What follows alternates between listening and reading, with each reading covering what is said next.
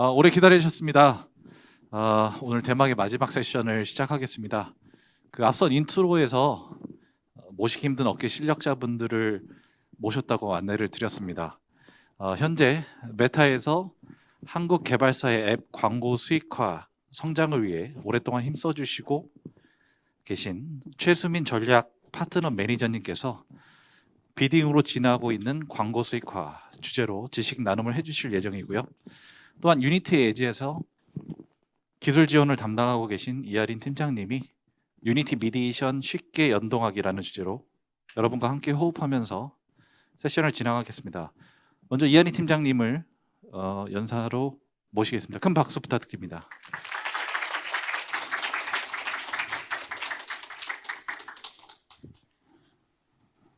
네, 안녕하세요. 방금 소개받은 서비스 서포트 팀의 이아린이라고 합니다. 저는 오늘 유니티 프로젝트에서 유니티 미디에이션을 쉽게 연동하는 방법에 대해서 설명을 드리겠습니다. 오늘 마지막 세션이고 시간이 많지 않은 관계로 굉장히 빠르게 진행을 한번 해보도록 하겠습니다. 제가 할 거는 유니티를 켜서 얼마큼 금방 10분에서 15분 내에 유니티 미디에이션 연동하는 방법을 보여드릴 예정입니다. 먼저 먼저 대시보드를 켜가지고 유니티 프로젝트를 하나 만들도록 하겠습니다. 오늘 세션 이름에 맞게 유니티 미디에이션 웨이브라고 프로젝트 명을 정하도록 하겠습니다. 그리고 이 프로젝트는 뭐 13세 어린이 타겟이 아니니까 그냥 노로 놓고 프로젝트를 하나 대시보드에서 만들었습니다.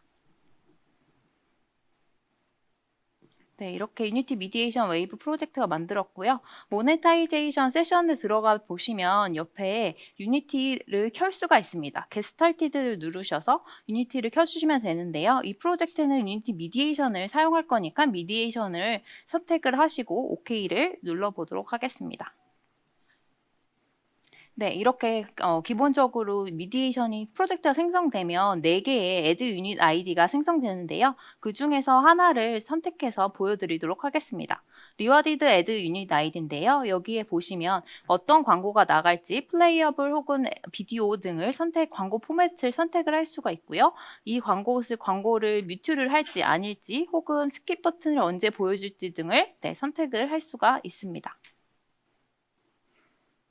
이렇게 기본적으로 4개의 애드 유닛 아이디가 생성된 것을 볼 수가 있고요. 그러면 이 유니티 미디에이션 웨이브 프로젝트를 실제 유니티 엔진을 켜서 연동을 해보도록 하겠습니다. 네, 이렇게 유니티 엔진을 켰고요. 간단하게 프로젝트 하나를 만들도록 하겠습니다. 프로젝트 명은 동일하게 유니티 미디에이션 웨이브라고 짓도록 하겠습니다.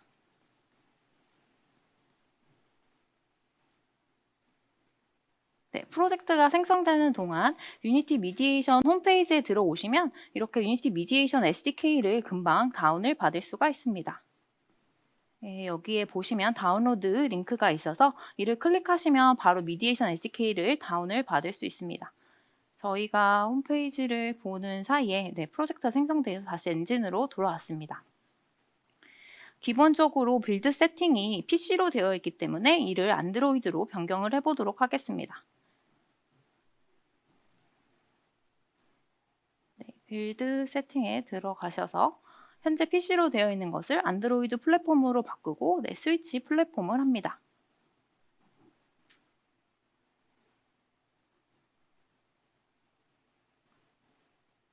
네, 그러면 이제 플랫폼이 안드로이드 빌드로 변경이 되었고요. 다시 크롬을 켜서 SDK를 다시 다운을 받습니다. 아까 전에 다운을 못 받아서 누르면 다운이 됩니다. 네, 다시 유니티를 켜서 이제 다운받은 SDK를 넣도록 하겠습니다. 패키지 매니저를 선택을 하셔서 위에 플러스 버튼을 클릭을 하시면 됩니다. 그래서 다운받은 SDK를 넣도록 하겠습니다. 저는 기존에 제가 다운받아 놓았던 버전을 선택을 하도록 하겠습니다.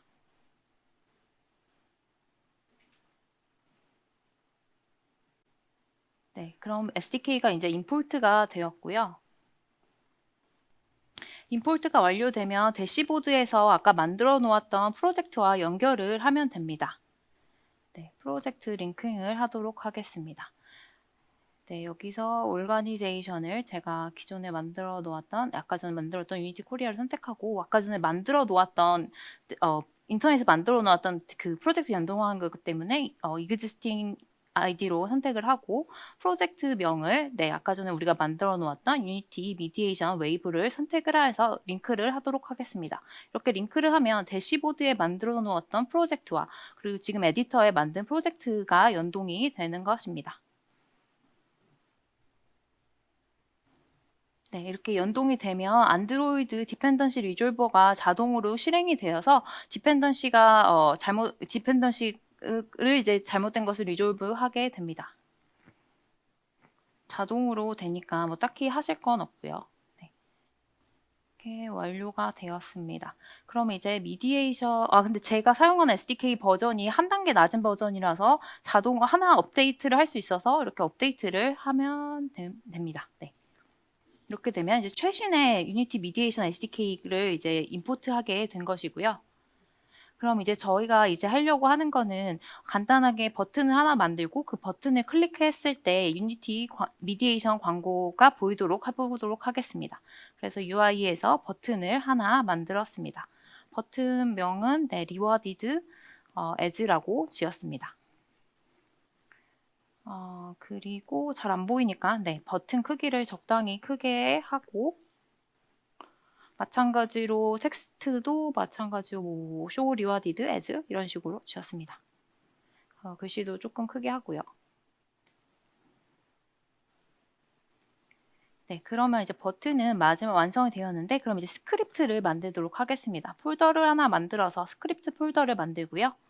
여기에 이제 유니티 미디에이션을 호출할 스크립트를 넣을 건데 서비스에서 미디에이션 메뉴가 생성이 되게 됩니다. 미디에이션 SDK를 넣으면요. 그럼 여기 코드 제너레이터라는 메뉴가 있는데요. 여기에서 자동으로 우리가 필요한 우리의 게임 아이디와 유닛 아이디에 맞는 애드 유닛 아이디에 맞는 코드가 자동으로 생성이 되게 됩니다. 인터스티셜과 리어디드 에즈 이렇게 애드 유닛 아이디에 맞는 코드가 자동으로 생성이 되어서 개발자님들이 뭐 코딩 하실 필요 없이 이것만 그대로 사용하시면 됩니다. 여기 보시면 게임 아이디, 우리가 게임 아이디 사용할 거가 있고 유닛 서비스에서 유니티 미디에이션을 이닛하는 거, 그리고 각종 콜백을 셋업하는 콜, 그리고 광고를 보여주는 쇼에드 콜백, 그리고 뭐 광고가 끝났을 때 등 모든 필요한 콜백들이 자동으로 포함되어 있는 코드가 생성되어 있는데요. 그래서 우리가 할 것은 코드 스니펫을 하셔서 그대로 복사만 하시면 됩니다.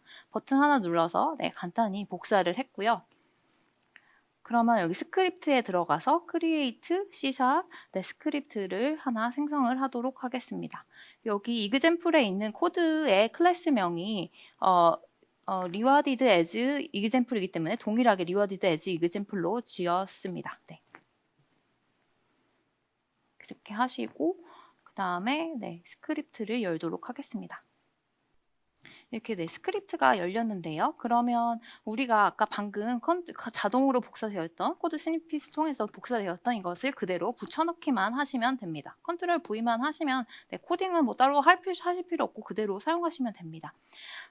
다만 우리가 게임이 시작할 때 유니티 미디에이션도 이니셜라이즈를 해주기 위해서 이니 서비스를 호출을 해야 되는데 그 스타트 시점에 이를 호출하기 위해서 모노 비헤이비어를 네, 조금 이따가 네, 같이 넣도록 하겠습니다. 일단 코드를 조금 보여드리면 여기 다 필요한 코드들이 그대로 있는 것을 알 수가 있죠. 쇼 애드를 통해서 광고를 보여주실 수 있고요. 그리고 네, 이런 애드, 로드 이런 콜도 있고요. 네, 그래서 모든 필요한 콜백들이 다 있어서 그냥 이거를 그대로 사용을 하시면 됩니다. 네, 스타트 시점에 유니티 그 이닛 서비스를 하기 위해서 모노 비헤이비어를 네, 이네리트 하도록 하겠습니다. 네, 그리고 게임이 이제 시작할 때 스타트 할 때 유니티 서비스를 같이 이니셜라이즈 하기 위해서 네, 이닛 서비스 이거를 네, 함수를 복사해서 붙여 넣도록 하겠습니다. 그러면 게임이 시작되는 시점에 유니티 미디에이션도 같이 이니셜라이즈 된다고 보시면 됩니다. 네, 그래서 제가 한 코딩은 네, 뭐 한 세 줄, 네 줄 정도가 다게 되겠죠. 그냥 코드 제너레이터를 통해서 그대로 있는 코드를 사용한 것이고요. 이렇게 간단하게 인티그레이션을 할 수가 있습니다. 다시 에디터로 돌아와서 이제 우리가 해야 될 작업은 버튼을 클릭했을 때 광고가 보여주게끔만 연결만 해주면 되는 건데요. 그렇게 하기 위해서 어, 오브젝트를 하나 만들어서 as 매니저라고 네, 이름을 짓도록 하겠습니다. 그리고 방금 우리가 만든 스크립트를 연결을 해주고요. 그리고 네, 버튼에 대한 온클릭 이벤트로 광고를 보여주는 것을 네, 호출을 하게끔 연결을 시켜주도록 하겠습니다.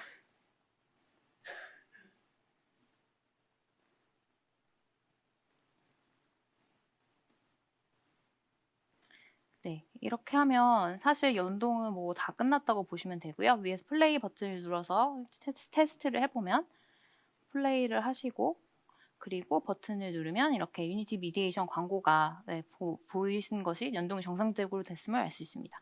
지금까지 한 거는 유니티 광고만 보여주는 거고요. 그러면 여기에서 어떻게 하면 다른 타 네트워크 광고들도 보여줄 수 있는지를 하도록 하겠습니다. 그래서 컨피규레이션에 들어가셔서 보시면 여기 다양한 광고 네트워크들이 있는데요. 여기에 뭐 방금 이제 곧 발표하실 메타도 있고요. 애드 컬러니, 뭐 아이런 소스, 뭐 엠러빙, 뭐 네, 여러 가지 다 있습니다. 이걸 단순히 클릭만 해주시면, 인스톨만 해주시면 에디터 상에서 연동하실 것은 다 끝난 것입니다. 네, 이렇게 한 번의 클릭으로 SDK를 다 넣을 수 있고요.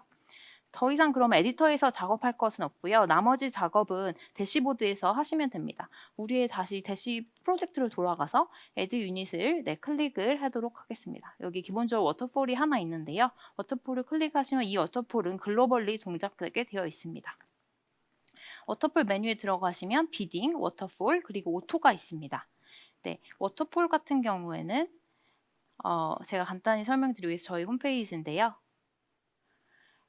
네, 설정하신 단가에서부터 위에서부터 호출되는 방식이라고 보면 됩니다. 네트워크 A에 단가 5를 설정했다면 5에 맞는 광고가 나가고 그게 만약 없다면 네트워크 B를 부르고 그 네트워크 B에 설정된 단가가 B에 없다면 C로 호출되는 위에서부터 순차적으로 호출되는 방식이라고 보시면 됩니다. 네, 그래서 다시 대시보드에 돌아와서 Add 라인 아이템을 클릭하시고 기본적인 유니티로 먼저 설정을 해보도록 하겠습니다. 그래서 라인 아이템 뭐 명을 하나 라인 아이템 뭐 ECPM 5로 설정을 하시고 여기에 맞는 단가를 5라고 설정을 하도록 하겠습니다. 다음 버튼을 누르면 네, 이렇게 5가 있고요. 이렇게 마찬가지로 타 네트워크도 이렇게 설정을 하시면 되는데요. 뭐 애드 컬러니 해서 API 키 넣어주시고 마찬가지로 애드몹 이런 키값만 넣어주시면 됩니다. 키값 넣어주시면 그 다음에 단가를 설정할 수 있는 화면이 나와서 단가를 설정을 하시면 됩니다. 네.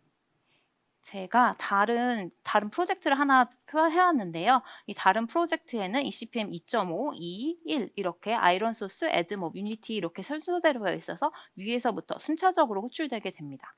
네, 두 번째는 비딩 방식인데요. 비딩 방식은 워터폴과 다르게 모든 광고 네트워크에 동일하게 동시에 호출을 해서 가장 높은 단가의 광고를 보여주는 것이라고 생각하시면 됩니다. 네, 이제 좀 더 비딩에 대해서 다양한 자세한 설명은 이제 그 추후에 설명드릴 거고요. 그래서 비딩에 지금 현재 가능한 것은 메타와 애드 컬러니가 있어서 설정을 하시면 네, 됩니다. 네, 마지막으로 오토는 네, 그냥 머신러닝을 통해서 자동으로 최적화된 ECPM을 보여준다고 보시면 되고요. 동일하게 맞는 네, 네트워크를 하시면 되고 여기 다른 제 이그젬플로 뭐 유니티에 애드몹 이런 식으로 설정을 할 수가 있습니다. 만약에 비딩과 워터폴을 동시에 설정을 하게 되었다면 하이브리드 방식으로 동작하게 됩니다. 하이브리드 방식은 비딩에서 가장 높은 단가의 승자가 워터폴에 그 순서에 맞게 들어가서 워터폴에서 위에서부터 차례대로 호출되는 건데요. 간단히 정리해서 말씀드리면 결국에는 비딩과 워터폴에서 가장 높은 단가의 광고가 나간다고 보시면 됩니다. 네, 그래서 여태까지 한 15분 정도 만에 유니티 미디에이션을 프로젝트에 연동을 하는 거를 했는데요. 이렇게 간단히 연동을 할 수 있으니까 유니티로 개발하시는 분들은 유니티 미디에이션을 사용해서 광고를 사용하시면 유니티 고 에즈뿐만이 아니라 타 광고 네트워크도 쉽게 보여줄 수 있으니까 네, 많은 사용을 해주시면 되겠습니다. 그리고 좀 더 이제 비딩 관련해서는 이제 네, 메타에서 네, 네, 설명을 드리도록 하겠습니다. 네, 감사합니다.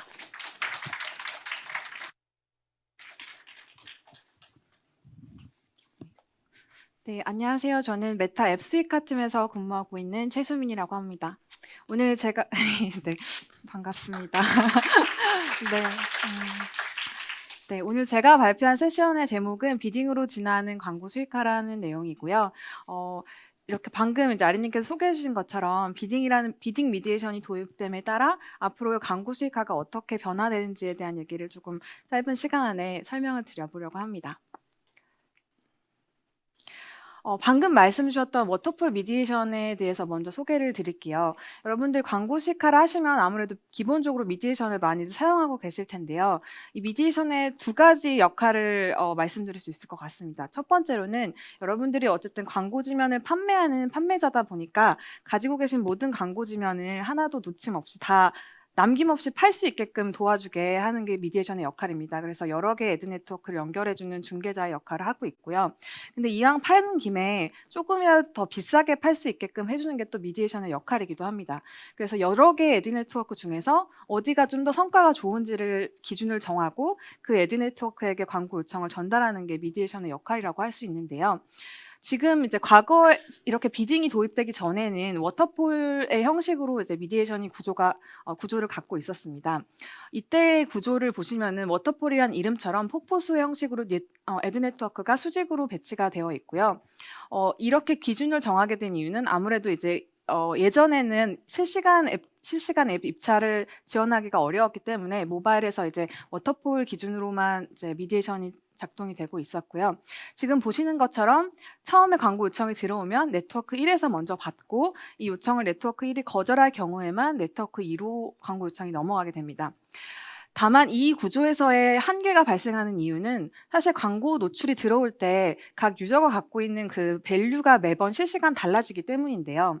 워터폴에서는 이 실시간 가격을 매번 애드 네트워크한테 물어볼 수가 없는 상황입니다.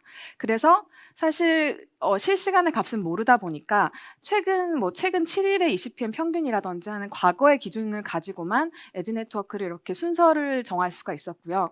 그러다 보니까 실시간으로 들어오는 가격이 사실상 이 순서와는 조금 달라지는 경우가 발생하게 됩니다.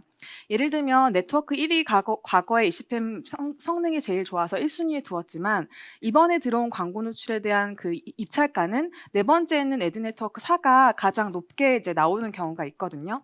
근데 만일 네트워크 1이 이 광고를 이미 이제 노출을 필을 해버리게 되면 네트워크 4는 이 광고 요청을 5불에 살 수 있는 기회를 전혀 받지 못하게 됩니다. 이러다 보니까 판매자인 퍼블리셔 입장에서는 2불이라는 손해를 보게 되는 거죠. 이게 간단하게 이제 워터폴 미디에이션이 가지는 비효율성인데요. 이 비효율성을 해결하기 위해서 이제 나온 게 바로 실시간 앱 입찰, 비딩이라고 할 수 있습니다. 그래서 들어오는 모든 광고 요청이 각각의 입찰자에게 동시간 전달이 되고 호출된 각각의 애드 네트워크는 얼마에 이거를 살 수 있을지에 대한 입찰가를 각각 이제 전달을 하게 됩니다. 그래서 이 상황에서는 이제 5불에 살 수 있는 애드 네트워크 4가 광고 노출을 필을 하게 됩니다. 사실 현실에서는 100% 비딩으로 이제 진행되지는 못하고요. 아까 말씀 주셨던 것처럼 워터풀과 미딩이 결합된 하이브리드 모델로 구현이 되고 있습니다. 정책적인 이슈도 있고 혹은 이제 미디에이션과 네트워크 간의 이런 계약 관계에 따라서도 이제 워터폴로밖에 진행이 안 되는 경우가 있어서 이제 일부 애드 네트워크는 워터폴에 있기도 하고 또 저희 오디언스 네트워크 같은 경우에도 이제 비딩에 참여하지 못하는 노출은 워터폴로 갈 수 있게끔 동시에 다 저희의 플레이스먼트를 이제 두실 수가 있습니다. 그래서 최종적으로는 워터폴과 비딩 사이의 가격을 비교해서 가장 높은 가격을 최종 애드 네트워크로 선정하는 작업으로 진행이 됩니다. 그래서 이렇게 입찰을 통해서는 퍼블리셔가 여러 가지 이점을 얻으실 수가 있는데요. 투명하고 공정한 실시간 경쟁으로 노출 수익을 증대할 수 있습니다. 또 복잡한 폭포수 운영을 유지할 필요가 없기 때문에 운영 효율성이 증대됩니다. 또 아까 보셨던 것처럼 클릭 하나로 바로 이제 비더를 추가하실 수가 있기 때문에 더 많은 디맨드 소스를 간편하게 추가하시고 인벤토리의 경쟁력을 높이실 수가 있습니다. 메타 오디언스 네트워크 같은 경우는 이런 이유로 이제 작년부터 100% 비딩 에드 네트워크로 전환이 되었고요. 이제 모든 미디에이션에 입찰자로 바로 참여할 수 있는 상태로 전환이 되었습니다. 자, 이제 이렇게 비딩을 연동하셨으면 비딩의 지표가 어떤 식으로 구현이 되는지를 이해하시는 게 더 중요하실 텐데요. 비딩 환경에서의 광고 송출 과정을 이해하는 데 있어서 어떤 관여자가 있는지를 보시는 게 중요합니다. 4가지의 관여자가 있는데요. 하나는 이제 앱을 사용하는 사용자, 그리고 퍼블리셔의 앱, 그 다음에 입찰 미디에이션, 그리고 메타와 같은 이제 에드 네트워크가 있습니다. 처음 사용자가 앱을 진입을 했을 때 이제 광고가 트리거가 되고요. 그러면 퍼블리셔의 앱에 연동되어 있는 미디에이션 SDK가 이니셜라이즈, 초기화가 되면서 비더 토큰이 생성이 됩니다. 이 비더 토큰이 이제 입찰 미디에이션의 비딩 서버로 전달이 되면서 이제 비딩 미디에이션이 모든 입찰자에게 입찰 요청을 전송하게 됩니다. 그럼 이 입찰 요청은 저희 같은 입찰자인 에드 네트워크에게 전송이 되고요. 저희 같은 경우는 사실 이제 그 입찰 요청을 바로 응답하기 전에 이 사용자가 페이스북 유저 프로필을 가지고 있는지 한번 매칭하는 작업을 거치게 됩니다. 그래서 이 사용자가 페이스북 프로필이 있는 경우에만 입찰 응답을 하게 됩니다. 여기 보시는 입찰 요청 잠시만요. 네. 여기 보시는 이 입찰 요청 수에서 실제로 저희가 얼마나 입찰 응답을 했는지의 이 비율이 바로 입찰률, 비드 레이시라고 할 수 있고요. 그 다음에 이 입찰 응답이 저희가 이제 비딩가를 포함한 입찰 응답을 다시 비딩 서버로 넘기게 되면 최종 낙찰자를 입찰 미디에이션에서 선정을 하게 됩니다. 모든 입찰자의 비딩 가격을 다 비교한 다음에 가장 높은 가격의 미디에이션에게 최종 광고 요청을 전송을 하게 되는 거죠. 만일 저희가 최종 낙찰자라고 한다면 이제 미디에이션은 저희에게 광고 요청을 전송하게 될 겁니다. 그럼 저희 입장에서는 저희가 보낸 입찰 응답수 대비 얼마만큼의 광고 요청을 저희가 받았는지에 따라서 저희가 그 입찰에서 얼마만큼 이겼는지, 옥션 경매에서 몇 %의 확률로 이겼는지가 바로 윈레이트, 낙찰률로 표기가 되게 됩니다. 자, 이제 저희가 받은 광고 요청에서 저희는 이제 그 요청 받았기 때문에 광고를 그 앱으로 이제 보내줘야 되는데요. 광고 소재라든지 이런 광고가 실제로 기기에서 노출될 수 있게끔 소재를 보내야 되는데 그때 바로 표기되는 게 필입니다. 저희는 그래서 받은 광고 요청 수 대비 얼마만큼 저희가 기기로 광고를 보냈는지가 바로 필레이스로 나타나게 되고요. 기본적으로 저희는 이미 앞단에서 페이스북 프로필 매칭 작업을 거쳤기 때문에 이 필레이스는 99%의 확률로 높은 확률로 저희가 필을 하고 있습니다. 자, 이제 저희가 광고를 보내게 되면 이 광고는 다시 퍼블리셔 앱 쪽으로 전달이 됩니다. 사실 저희가 광고를 보낸다고 하지만 이게 바로 유저에게 노출되지는 않습니다. 약간의 시간적인 갭이 있는데요. 아무래도 유저가 이제 광고를 레이턴시 없이 볼 수 있게끔 보통 광고 캐싱을 많이 해주십니다.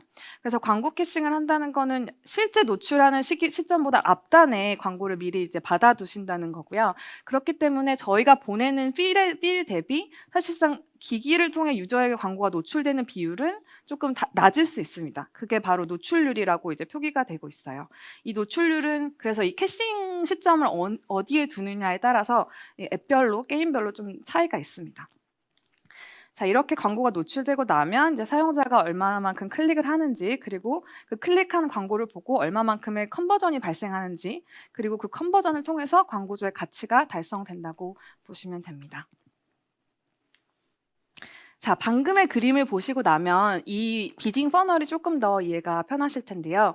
이 그림은 저희 광고 수익화 관리자 대시보드입니다. 그래서 성과에 입찰식이라는 이제 탭을 누르고 들어가시면 광고 요청부터 해서 클릭까지 이 모든 퍼널의 지표를 확인을 하실 수가 있습니다. 자, 처음 비딩을 연동하셨을 때 주요하게 보셔야 될 지표 중에 하나가 입찰 요청 수입니다. 아까 이 입찰 요청을 보내는 주체는 미디에이션이었던 걸 기억을 하시죠? 그래서 만일 이거를 이제 연동을 했는데 뭐 예를 들면 유니티 미디에이션에서 입찰 요청 수는 숫자가 찍히고 있는데 저희 쪽에서 입찰 요청 수가 0이다. 그리고 실질적으로 노출도 하나도 발생하지 않고 있다라고 하면 미디에이션과 저희 쪽의 연동 과정 사이에서 문제가 있다고 생각을 해주시면 좋고, 그래서 이런 부분을 체크를 해주시면 좋습니다. 예를 들면 뭐 주요 이유 중에 하나는 SK 초기화가 입찰 요청을 보내기 이전에 돼야 되는데 이게 순서가 바뀌었을 경우에는 제대로 저희가 입찰 요청을 받지 못하는 경우가 있습니다. 미디에이션 파트너사들이 이런 디버거 툴들을 제공하고 있기 때문에 이런 툴을 사용하셔서 어떤 부분에 연동에 문제가 있는지를 체크를 해주시면 좋습니다. 자, 이제 입찰 요청 수는 잘 들어오고 있는데 그 다음에 이 입찰 응답을 보내는 게 이제 에드 네트워크의 역할이라고 말씀을 드렸죠. 만일 입찰률이 굉장히 낮다라고 하시면 이 부분도 한번 왜 낮은지를 저희 체크해 보실 수가 있는데요. 저희 대시보드에서는 입찰이 없는 이유 보기를 통해서 조금 더 자세한 이유를 확인하실 수가 있고요. 저희의 주요한 노비드 리즌으로는 아까 말씀드렸던 페이스북 프로필 매칭이 되지 않는 경우가 있어요. 그래서 이 페이스북 프로필 매칭은 국가별로 페이스북 사용률이 좀 다르기 때문에 국가별로 이 비드의 입찰률이 조금 달라지는 경우가 있습니다. 두 번째로는 구글 플레이나 앱스토어에서 다운된 앱이 아닐 경우, 저희는 공식적으로 구글 플레이랑 앱스토어의 앱을 통해서만 통해서 다운된 앱에만 광고를 송출하고 있기 때문에 그렇지 않은 앱이라면 저희가 이제 응답을 하지 않고요. 또 만약 광고 포맷이 불일치할 경우, 실제 앱 내에서의 광고 포맷과 저희 대시보드에서 설정한 그 광고 포맷이 뭔가 실수로 제대로 매치가 되지 않는다라고 하면 저희가 또 응답을 하지 않습니다. 마지막으로 SDK가 9버전일 경우, 많은 분들이 SDK를 또 이제 최신으로 업데이트하지 않은 경우가 있는데 그런 경우에도 이게 좀 문제가 될 수 있습니다. 그래서 이런 부분들을 체크를 해봐 주시면 좋습니다. 그래서 이제 보시는 것처럼 이 ECPM 최적화는 되게 경쟁력 있는 비더들을 충분히 넣고 그리고 이제 비딩 미디에이션을 사용하시다 보면 굉장히 최적화가 어느 정도 자동화되어 있다는 것을 느끼실 수 있으실 거예요. 그래서 게임 내에서의 광고 수익화 최적화를 위해서는 사실 이제 ECPM은 자동화가 되었기 때문에 그보다는 앱 내에서의 노출을 최적화할 수 있는 방법에 대해서 더 많은 고민과 시간을 투자하시는 게 좋을 것 같습니다. 그래서 남은 발표 시간 동안에는 그 부분을 어떻게 최적화하면 좋을지에 대한 내용을 간단하게 설명을 드리도록 하겠습니다. 특히나 게임 내에서는 보상형 동영상을 많이 사용하시니까 그거를 집중적으로 해서 말씀을 드릴게요. 보상형 동영상의 노출수를 극대화할 때 두 가지를 주요하게 보시면 좋으신데요. 첫 번째로는 광고 참여율입니다. 광고 참여율은 전체 DAU 대비 유니크 광고 시청자 수인데요. 광고를 단 한 번이라도 본 사용자를 유니크 광고 시청자로 카운트를 하시면 됩니다. 그리고 그렇게 본 광고 시청자들이 1인당 몇 번 정도의 노출을 발생시키고 있는지가 1인당 빈도수라고 봐주시면 좋습니다. 아무래도 보상형 동영상은 포맷의 형식상 이 보상을 원하는 사용자만 자발적으로 광고를 시청하게 지금 되어 있는 형식이다 보니까 그 말인즉슨 우리 게임 내에서 이 보상에 관심이 없거나 흥미가 없는 유저들은 시청을 하지 않을 확률이 있어요. 그래서 이 광고 참여율이 특히나 이 보상형 동영상의 성공적인 보상형 동영상 운영에 있어서 되게 중요한 지표 중에 하나이고요. 그렇다면 어떻게 하면 광고 참여율을 높일 수 있을지에 대한 고민이 있으실 텐데요. 첫 번째로 이 새로운 유니크 광고 시청자의 참여는 더 높은 ECPM과 수익을 가져올 수 있습니다.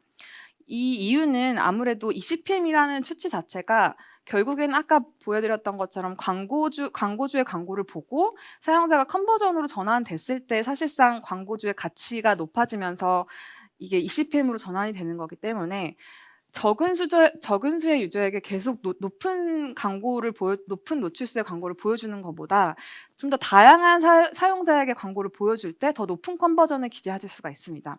그렇기 때문에 이미 이제 갖고 계신 DAU 중에서 더 많은 유저에게 광고를 시청할 수 있게끔 참여율을 높이는 게 중요하고요.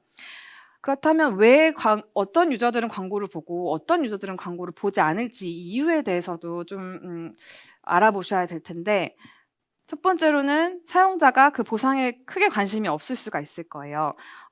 예를 들면은 뭐 그 사용자가 이미 광고로 제공하고 있는 보상을 굉장히 많이 갖고 있다. 커런시로 갖고 있다. 너무 넘치게 갖고 있어서 매력도가 떨어진다라고 할 경우에는 그 특정 사용자군이 관심을 가질 만한 보상을 새로 주는 게 이 참여를 높일 수 있는 방법 중에 하나일 수 있습니다. 그리고 또 다른 하나는 사용자가 아예 이게 광고인지 아닌지, 뭔가 보상을 주는 건지 아닌지 좀 인지를 못할 경우도 있어요. 예를 들면 디자인이 너무나 좀 불명확하다라고 할 경우에는 그럴 수가 있는데요. 이 그림을 보시는 것처럼 왼쪽에는 프리골드라고만 되어 있고 오른쪽에는 1000개의 골드를 준다. 그리고 이제 아이콘도 들어가 있죠. 이런 방식으로 어떤 보상을 주는지 명확하게 표기를 하고, 그리고 좀 더 눈에 띄게 어떤 효과나 아이콘을 줌으로써 좀 사용자의 주목을 끌 수 있는 디자인을 하는 것도 참여를 높이는 데 굉장히 도움이 됩니다. 그리고 또 게임 내에는 이제 지면이 하나만 있는 게 아니라 여러 뎁스에 걸쳐서 또 광고 보상이 들어갈 수 있는데, 그럴 경우에는 그 페이지 방문 수당 몇 번에 얼마만큼의 클릭이 발생하는지를 또 이제 지면별로 구분을 하시면 또 지면별 최적화하는 데도 도움이 많이 되십니다. 그리고 또 하나로는 보상형 광고 시청도 이제 라이브옵스 하시는 것처럼 기간 한정 이벤트를 하실 수가 있습니다. 약간 짧은 시간 내에 뭐 광고 누적 시청을 달성하면 좀 더 특별한 보상을 준다라는 식의 이벤트를 하면 유저 입장에서도 다시 더 이제 광고 참여를 많이 한다든지 하는 방식으로 참여를 높이거나 빈도수를 높이실 수가 있습니다. 이 빈도수 최적화기에서 한 가지로 말씀드리고 싶은 부분은 시청 빈도수의 급격한 증가는 이 CPM의 하락을 야기할 수 있다. 인데요. 이 그림에서 보시는 것처럼 빈도수를 중간에 한번 높여봤는데 광고 수익은 처음에만 잠깐 튀고 다시 좀 하락하는 트렌드를 보실 수가 있을 거예요. 근데 이거는 광고 시청자로서 생각해 보시면 조금 더 이해가 빠르실 건데, 만약 갑자기 저에게 뭐 5번 보던 광고를 10번으로 늘린다고 한들 제가 그 광고에 반응할 수 있는 한계가 있을 수밖에 없거든요. 그래서 아까 말씀드렸던 것처럼 계속 이미 동일한 유저 베이스를 가지고 노출수를 계속 높이는 건 광고 수익을 늘리는 데 한계가 있습니다. 왜냐하면 이 CPM이 하락할 수밖에 없기 때문에. 그래서 이 최적화된 빈도수를 이제 찾는 것 또한 일종의 이제 광고 수익화 최적화의 하나라고 할 수가 있습니다. 여기서 조금 더 나아가자면 이제 사용자의 LTV, 생애 주기 가치에 따라서 인앱 광고 전략을 다르게 하는 것까지도 시도를 해보실 수가 있습니다. 이 아래 그림에 보시는 것처럼 사실 처음에 유저들이 많이 유입이 됐지만 시간이 지남에 따라 좀 유저가 이탈을 하고 또 그중에서 남는 게임에 좀 오래 잔존하는 유저들도 남을 텐데요. 사실 그 유저들이 일부는 구매자도 있을 수 있고 비구매자도 있을 수 있고, 구매자라고 한다면 또 구매액이 또 다를 수가 있고, 비구매자라고 하더라도 어떤 컨텐츠를 더 많이 활용하는지 이런 특성에 따라서 구분을 하실 수가 있을 거예요. 그래서 이렇게 유저들의 특성에 맞춰서 세그멘트를 한 다음에 그 유저에게 조금 더 적합한 광고 수익화 전략을 다르게 포지셔닝 하실 수도 있습니다. 그래서 예를 들면 앱에 오래 머문 유저지만 구매력이 낮거나 아예 구매를 전혀 하지 않은 유저들을 대상으로 충분히 보상형 광고를 이용해서 이제 새로운 광고 지면을 노출을 할 수가 있는데요. 뭐 예를 들면 이제 팝업 창을 띄워가지고 새로운 광고, 보상형 광고를 보여준다든지 하는 게 방법일 수 있습니다.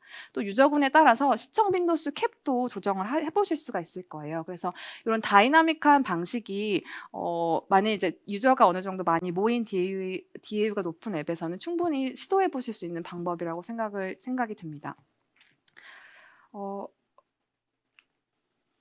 네, 마지막으로 오디언스 네트워크, 저희가 이제 한국어 지원 팀이 있어요. 그래서 사용하시다가 정책이나 이제 뭐 정상 관련해서 이슈가 있으실 경우에는 저희 수익화 대시보드 하단에서 지원팀 문의하기를 클릭하시면 한국어로 문의가 가능하십니다. 네, 저희 발표는 오늘 여기까지고요. 오늘 오디언스 네트워크 그룹도 저희가 따로 있으니까 QR코드를 통해서 가입이 필요하신 분들은 가입을 해주시기 바랍니다. 감사합니다.